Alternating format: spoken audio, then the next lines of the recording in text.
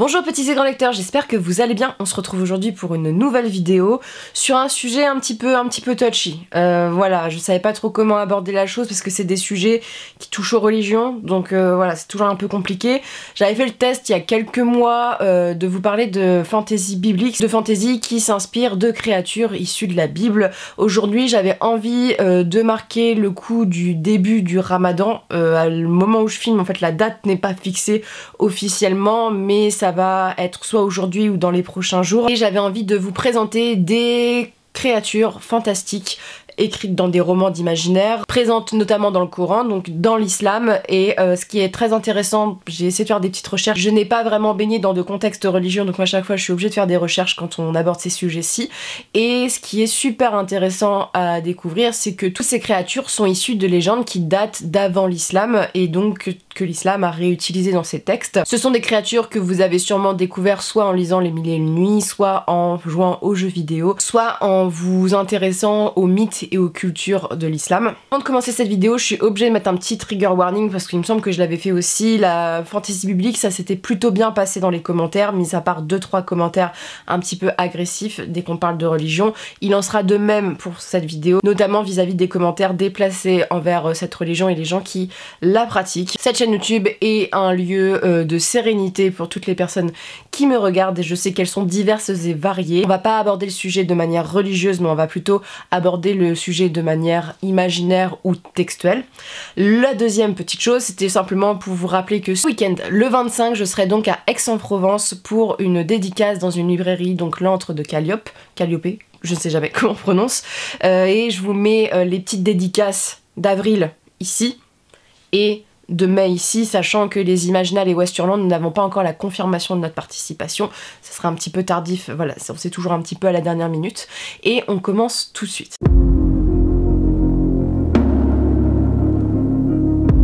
J'avais très envie de faire cette vidéo parce que pour ceux qui me suivent depuis quelques années, j'avais déjà sorti une vidéo sur la fantasy orientale. C'est un genre d'imaginaire que j'aime beaucoup, donc c'est surtout la fantasy qui se situe dans le Moyen-Orient ou au Maghreb.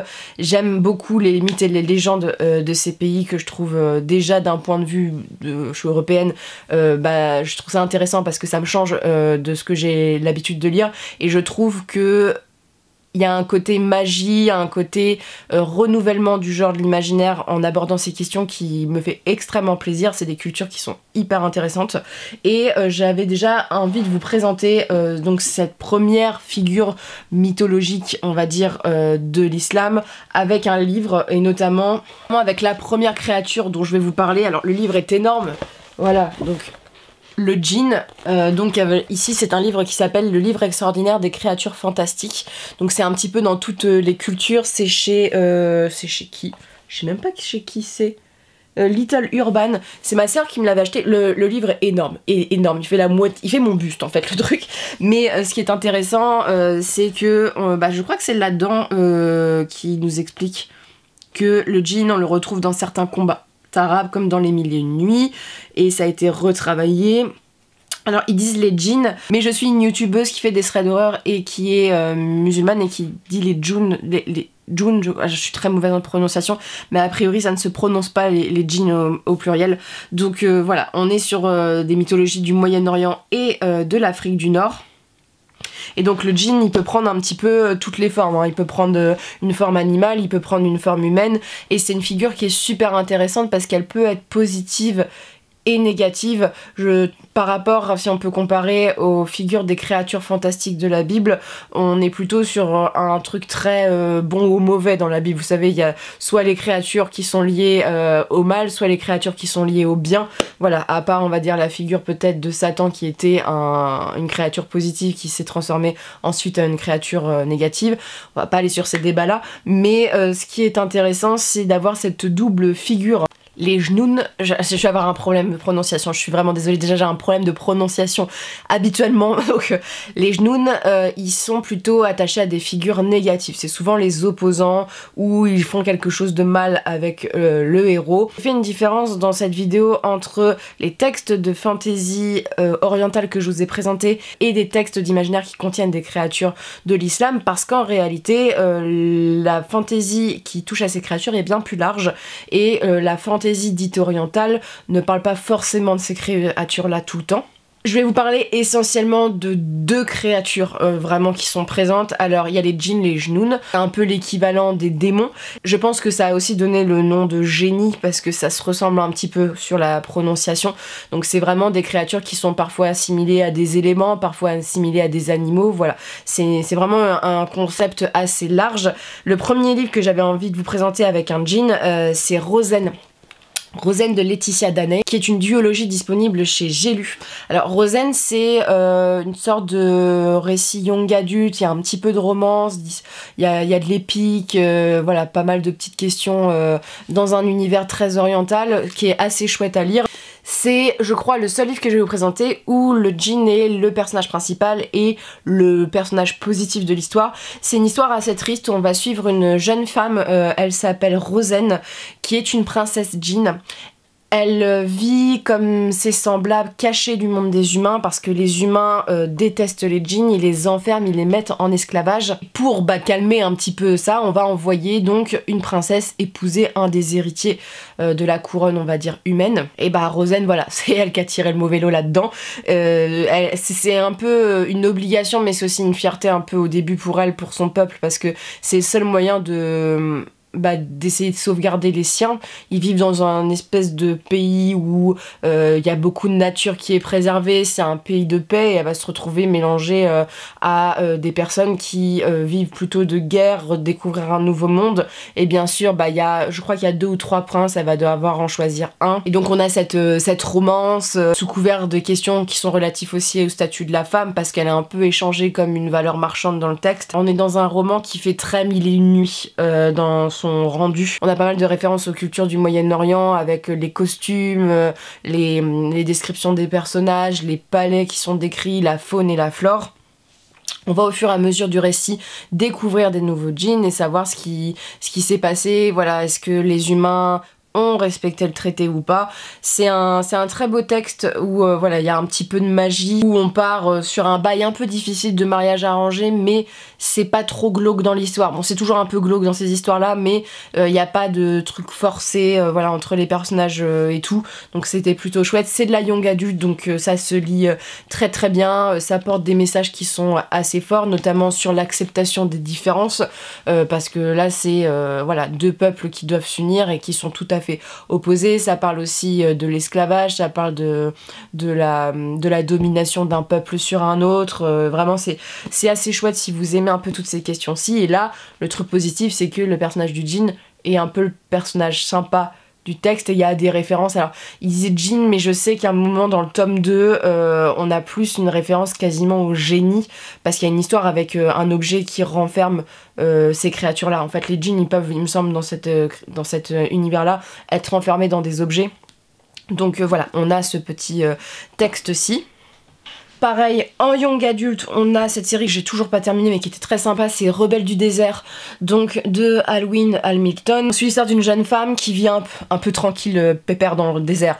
Elle a pas une vie facile parce que c'est une vie assez rude, on est dans un contexte politique pareil, il y a des pays qui sont la guerre, elle est dans le peuple qui est un peu opprimé et qui va être, qui a les yeux bleus déjà, donc c'est un peu une particularité physique, qu'on va essayer de forcer de marier à son oncle, il me semble. C'est un livre que j'ai lu il y a quand même très très longtemps, et qui va s'échapper de son obligation et notamment se retrouver liée un peu à la fuite d'un fugitif un peu particulier, et elle va se retrouver liée un petit peu à la révolution contre le sultan.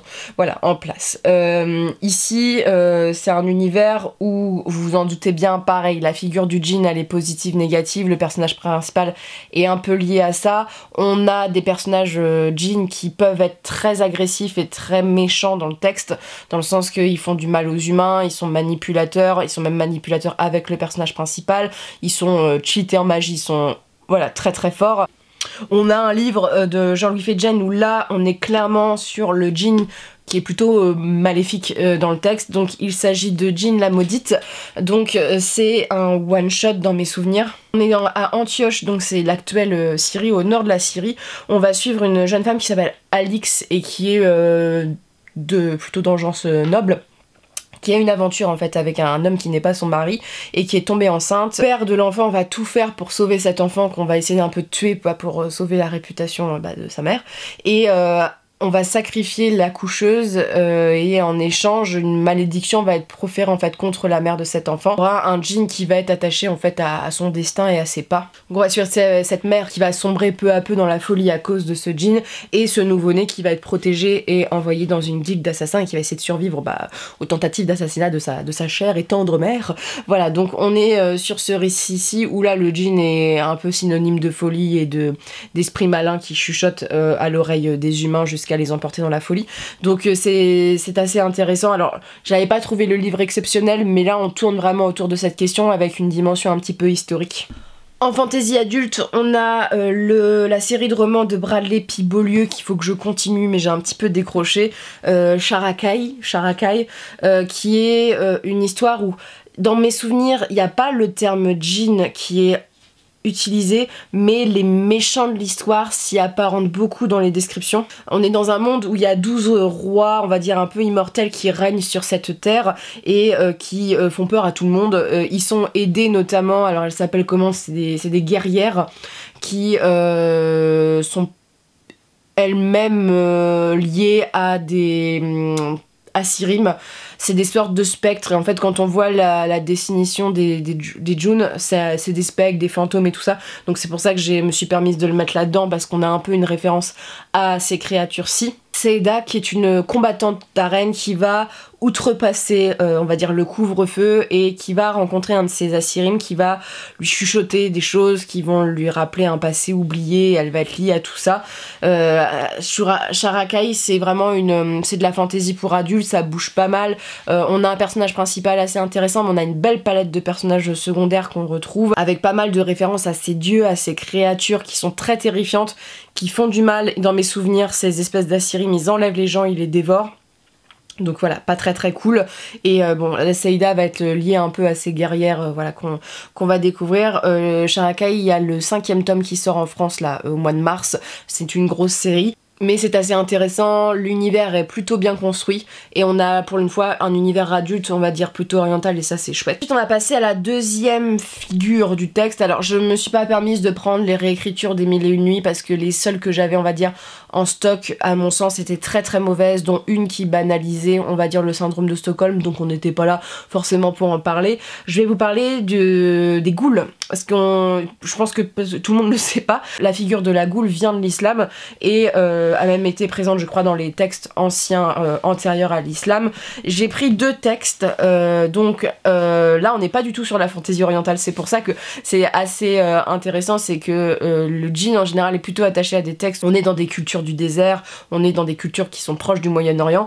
Là on est dans des cultures qui sont totalement des remixes dans la fantaisie pure, voire même dans des cultures où il y a autant des créatures bibliques que des créatures de l'islam. Et donc ici je vous présente donc la bitlite. Je vous allais dire, il y a la bitlite où il y a des ghouls.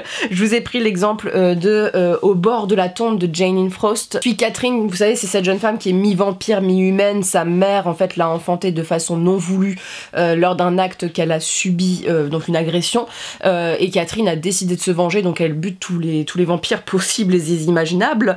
Et un jour, lorsqu'elle se rend lors d'une de ses chasses, elle fait la rencontre de Bones, qui, notre cher Bones, s'est dit la nana elle me fait de la concurrence parce que Bones c'est un vampire mais qui chasse les vampires pour le fric. C'est un vampire capitaliste et il se dit bon, faut que je règle cette affaire là, et il se rend bien compte que lui il peut pas séduire tout le monde, il peut pas attirer tout le monde dans les ruelles pour les défoncer, tu vois. Donc il va faire appel à Kat, elle va pas vraiment avoir le choix parce qu'il la fout dans sa cave. C'est très glauque, c'est la bitlite, hein. Parfois c'est très glissant, et il va lui dire bah soit tu meurs, soit tu travailles pour moi. Elle choisit la deuxième version et il va l'entraîner, et je sais que Bones notamment il a des serviteurs ghouls, et je crois que dans le premier tome Catherine s'entraîne notamment sur des ghouls, et en fait l'avantage des ghouls c'est qu'elles c'est un peu des sortes de zombies, elles peuvent revivre assez facilement, du genre tu les décapites, voilà, elles font bah, puis elles tombent et puis elles se relèvent, voilà. Donc on en retrouve pas mal dans cet univers-ci, et ça m'étonnerait pas qu'on la retrouve dans d'autres sagas de fantasy. C'est assez intéressant de voir que le djinn est plutôt affilié à la figure du démon et que la ghoul est plutôt affiliée à la figure du zombie, si on doit se permettre quelques correspondances. Et la dernière petite référence, mais pas des moindres, pareil, là on est dans un univers en plus qui est assez drôle, c'est que les premiers textes sont inspirés des contes et légendes européennes.